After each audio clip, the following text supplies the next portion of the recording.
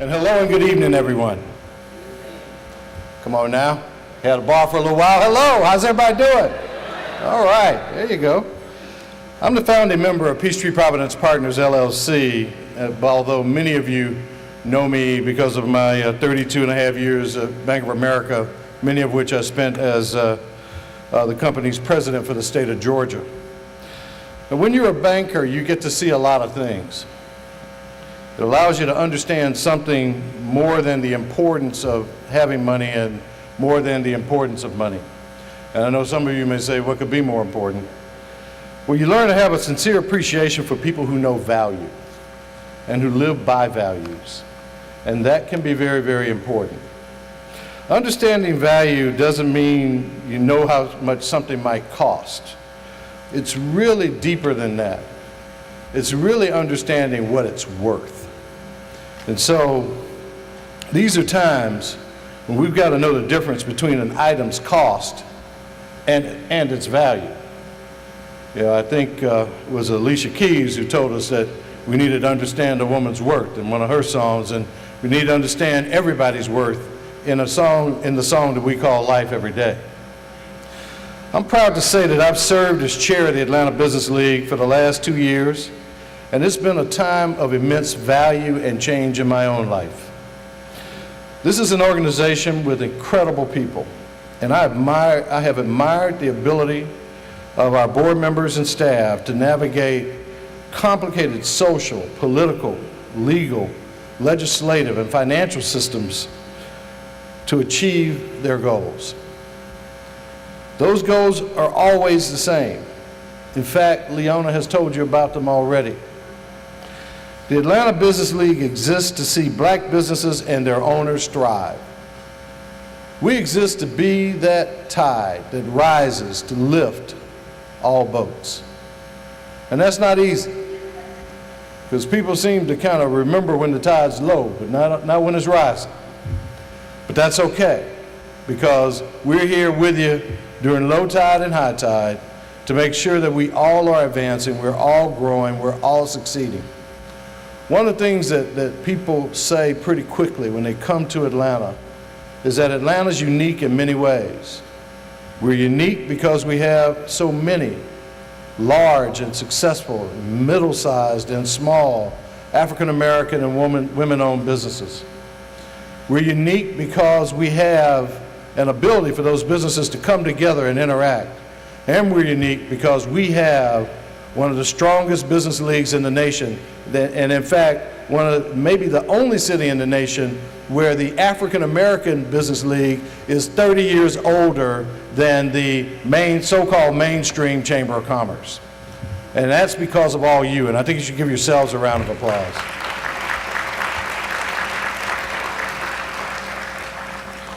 So with that uniqueness, we have opportunity, and with that opportunity coming together, we can all thrive and not just survive. And in these times, that coming together becomes even more important. There's several steps we've taken in the past couple of years to help our members reach that goal, and importantly, in the past year, to reach that goal with a little less stress.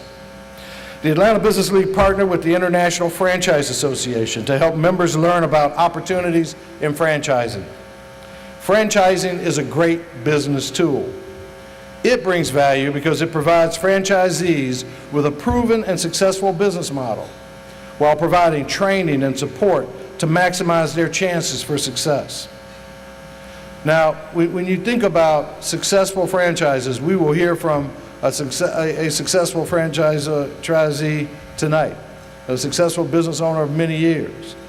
And I think when you hear his story, you'll understand how those relationships can work together. And if you're thinking about it, then take that step, take that leap on faith, that if you're ready and you've thought about it, that can be a path of opportunity for you. In 2016, the ABL also changed the focus of the Congress of the State of Black Business. Now, this is the 9th year for the Congress, which is dedicated to analyzing the metrics of black business during a 12-month period. This year, the Congress also became a conclave of black CEOs who were there to share information, again, to achieve a common goal. Now, if you think about other cities and you think about what's important here in this city, there are very few, if any, other cities where you could have a panel of more than one or two African-American CEOs of companies with sales in excess of $200 to $250 million. In fact, maybe you couldn't find any. And we should not be complacent. We should not take that for granted in this city. We should recognize that many more of us can reach those goals because so many of us have already. And with a strong Atlanta Business League, we're here to help make that happen. The featured speaker at the conclave was former Hartsfield-Jackson Atlanta International Airport CEO Miguel Southwell. He explained that the airport's $6 billion business expansion project could mean major contracts for black business owners. Other leading CEOs, such as Paul Morris from the Atlanta Beltline and Georgia Department of Transportation Board member Dana Lemon, joined leaders from the Atlanta Airlines Terminal Corporation, Fort McPherson, the Greater Atlanta Economic Alliance, H.J. Russell, Westside Future Fund, and the Integral Group to discuss best case plans for helping black business owners land contracts of all types. Brian Hooker, Grace Fricks, Dr. Danny Boston, and Cassius Butts all head companies, educational institutions, and organizations dedicated to providing services that help African-American small business owners succeed. They all participated in panels to share key information and offer support.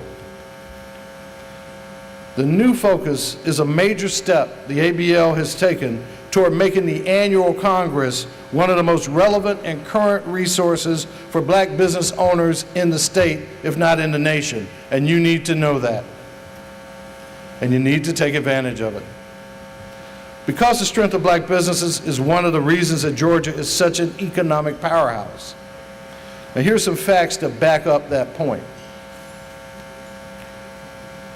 According to the U.S. Census of Small Business Owners, the state of Georgia ranks second nationally in the number of black-owned businesses. So number 2 in the nation, though we're much smaller than that in population rank, but number 2 in the nation as a result. The Atlanta metro area ranks first in per capita black business ownership. That's number 1, bigger in per capita than New York and a lot of other cities that you might have guessed. And the state of Georgia ranks first in black business ownership when compared to the number of African American adults older than 25, which we think is the fair way to measure it. And this adds up to economic clout that can only grow. But one of the things that makes it grow is that these businesses do business with each other. And the Atlanta Business League is a key part of trying to help promote that very proposition. But nothing grows if you don't tend to it. And that's why this organization is so important. We spend the time helping our members beat the odds. In the 21st century, that means adapting the use of technology and social media to the needs of your market. I'm again proud to say that the ABL is doing that. ABL programs allow members to reach decision makers in numbers that no other African American business organization can reach or rival. The ABL's signature events of Super Tuesday, the CEO Awards Luncheon, the 9th Annual Congress, the Men of Influence Reception, Tuesday Talks, Power Forums, and tonight's program drew nearly 2,000 people throughout the year. You're part of that 2,000, and I think, again, you should give yourselves a hand for being here because we appreciate you being here. The ABL can also document reaching an additional 10,000 others through its YouTube, LinkedIn, Twitter, and Facebook postings. And the ABL continues to propose ways to use its video archives and recorded history to document, preserve, and teach about the business accomplishments of black business leaders in Atlanta. Now, these are just some of the ways this organization brings value to its members. The Atlanta Business League is viable because of you, because of the people who are our members. The ABL's member companies, 3 will honor later, and its board members are dedicated to doing what's good for Atlanta and what's good for African American business owners in Atlanta. It's been my privilege to chair this organization. Even though my term ends, I'll continue endeavors that I started while serving in this position, because Bill Taggart's told me that I have to, and because my conscience and my inner voice has told me that I truly want to. And so I thank you for supporting me during my time as the Atlanta Business League chair. Somebody said, what do recent events really mean for us? I mean, everybody kind of has a different reaction to what happened in this nation I guess about a week ago. And I think what it says is that we have a great opportunity. We have a great opportunity to hold many people, organizations, and others accountable. But we have a tremendous opportunity to stand up and really represent what has made us great as a people, what's made us great as businesses in the city, what's made this league great for over 83 years. We're good at what we do as a people. We have had to make business work at times in making ways when there was no way. But we've always done that. We've done it by coming together. We've done it by having a way to sort of create a league. And a league is only as good as its teams. And the teams are only as good as their abilities to come together and make that league strong. Please remember that. Please know that we've lived 83 years and survived 83 years because of you and the spirit within you. And no matter who gets elected to what, the fact is there's always business. And business always kind of seems to rise above it all. And that's our opportunity. I look forward to our living that opportunity together, because I am a black business owner in this city, along with my business partners who are in Charlotte and Atlanta. And I look forward to working side by side with you as a part of this league as we continue to make it grow and prosper, because that's what really makes our city great and our Atlanta Business League great. I can honestly say it's been a privilege, and I thank you for that privilege. Please have a safe evening.